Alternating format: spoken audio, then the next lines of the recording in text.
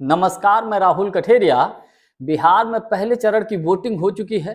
पहले चरण में बम्पर वोटिंग हुई है, उम्मीद से भी अधिक, लगभग 64% के आसपास वोटिंग हुई है। अब इसको लेकर लगभग हर राजनीतिक दल अपने अपने नजरिए से, अपने अपने तरीके से इसको पेश कर रहा है कि साहब हमें अधिक सीटें मिलने की संभावना है। तमाम राजनीतिक विश्लेषक भी इसको अलग अलग तरीके से पेश कर रहे हैं। लेकिन हम ये समझने की कोशिश करेंगे कि पहले चरण की वोटिंग में कांग्रेस पार्टी की स्थिति क्या है। शायद लगभग 24 सीटों के आसपास पहले चरण की वोटिंग में कांग्रेस चुनाव लड़ रही थी। क्या नेता प्रतिपक्ष राहुल गांधी जी ने, या यूं कहें कि महागठबंधन ने जो वोटर अधिकार यात्रा निकाली थी, उसका कोई असर हुआ है कि नहीं हुआ है? हाइड्रोजन बम जो फोड़ा है राहुल गांधी जी ने, उसका कोई असर पड़ा पहले चरण की वोटिंग में कि नहीं पड़ा? कृष्णा अल्लावरू जी को जो प्रभारी बनाया गया, राजेश राम जी को जो प्रदेश अध्यक्ष बनाया गया, इन तमाम चीजों का कोई असर पड़ा भी है कि नहीं पड़ा है?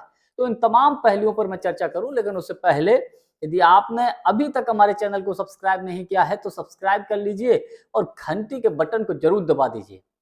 देखिए, पहले चरण की वोटिंग में कांग्रेस जिन सीटों पर चुनाव लड़ी, उन सीटों पर उसने भारतीय जनता पार्टी को कांटे की टक्कर दी है। ये ऐसी खबरें निकलकर सामने आ रही है। हालांकि परिणाम क्या होगा ये तो 14 तारीख को ही पता चलेगा, लेकिन कांग्रेस पार्टी बेहद मजबूत स्थिति में रही, बहुत मजबूती से चुनाव लड़ी। अब देखिए, चुनाव से, वोटिंग से कुछ घंटे पहले राहुल गांधी जी ने जो बम फोड़ा, एक तरीके से हाइड्रोजन बम फोड़ा, तमाम राजनीतिक विश्लेषक उम्मीद ये कर रहे थे कि इसका असर सेकंड फेज यानी दूसरे चरण की वोटिंग में होगा, लेकिन वो उसका असर तो मुझे पहले चरण की ही वोटिंग में दिख गया। इतनी बम्पर वोटिंग हुई। इसको लेकर भारतीय जनता पार्टी या एनडीए में घबराहट है।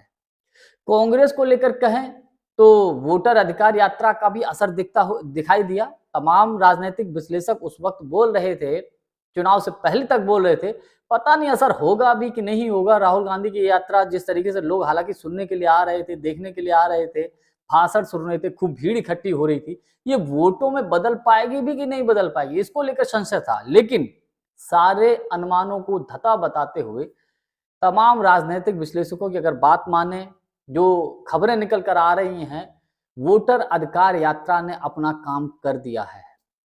और इसके साथ साथ एक काम और हुआ है। चुनाव से कुछ घंटों पहले जो राहुल गांधी जी मुकेश सहनी जी के साथ जो तालाब में मछली पकड़ने के लिए उतर गए, इसका एक इमोशनल मैसेज गया। इसका एक मैसेज गया विशेषकर उन तमाम हजारों लाखों आबादी में जो मछली पकड़ने का काम करते हैं, नदी तालाबों के किनारे रहते हैं। उन्होंने इस बार पहले की अपेक्षा, ऐसी खबरें आ रही कि पहले की अपेक्षा इस बार बेहतर वोटिंग की है महागठबंधन के लिए। तो इस बार कुल मिलाकर महागठबंधन के पक्ष में तो माहौल दिख ही रहा है, तमाम राजनीतिक विश्लेषक इसको वैसे बोल रहे हैं, लेकिन कांग्रेस के लिए भी ये चीज बेहद फायदेमंद रही। अब बात करें कृष्णा अल्लावरू जी की, तो कृष्णा अल्लावरू जी के लिए तो हम सब जानते हैं कि चुनाव से पहले तक टिकटें जब बांटी गई थी, किस तरीके से उनको बदनाम करने की कोशिश हुई। कहा गया कि साहब इन्होंने तो टिकटों को बेचा है, बीजेपी के लोगों को भी टिकट दिया गया है। हालांकि कुछ ऐसी खबरें थी कि गलत टिकटें बांटी गई, हो सकता है कि कुछ गलतियां हो गई हों, लेकिन कृष्णा अल्लावरू जी का जो प्रबंधन था कांग्रेस पार्टी को, चाहे टिकट वितरण का हो, चाहे हम कहें कि संगठन को लेकर हो, तमाम कार्यक्रमों को लेकर हो, बहुत बेहतर रहा। कृष्णा अल्लावरू जी, राजेश राम जी की मेहनत नजर आई, और पप्पू यादव जी का तो वो कहते हैं ना कि जलवा तो रहता ही है। पप्पू यादव जी का तो अपना अलग अंदाज है ही। पप्पू यादव जी खुलकर कांग्रेस के लिए तो बैटिंग कर ही रहे हैं, इसका भी असर पड़ा। और कन्हैया कुमार की वो यात्रा, जो पलायन रोको और नौकरी दो, उस यात्रा ने शुरुआत तो वहीं से हुई, उस यात्रा ने भी अपना कमाल कर दिया। और राहुल गांधी जी पिछले कुछ महीनों से, पिछले 7-8 महीने से जिस तरीके से बिहार में डेरा जमाए हुए थे, जिस तरीके से बार बार बिहार आकर कहीं संविधान यात्रा, कहीं वोटर यात्रा, कहीं अलग अलग समाज के लोगों से मिलना, कुल मिलाकर माहौल बनाने का जो काम कर रहे थे, वो नेता प्रतिपक्ष राहुल गांधी जी भी कर रहे थे। तो मैं ये कह सकता हूं कि पहले चरण की वोटिंग में कांग्रेस मजबूत स्थिति में दिखाई पड़ रही है। अब रिजल्ट क्या होगा ये तो भैया 14 तारीख को ही पता चलेगा।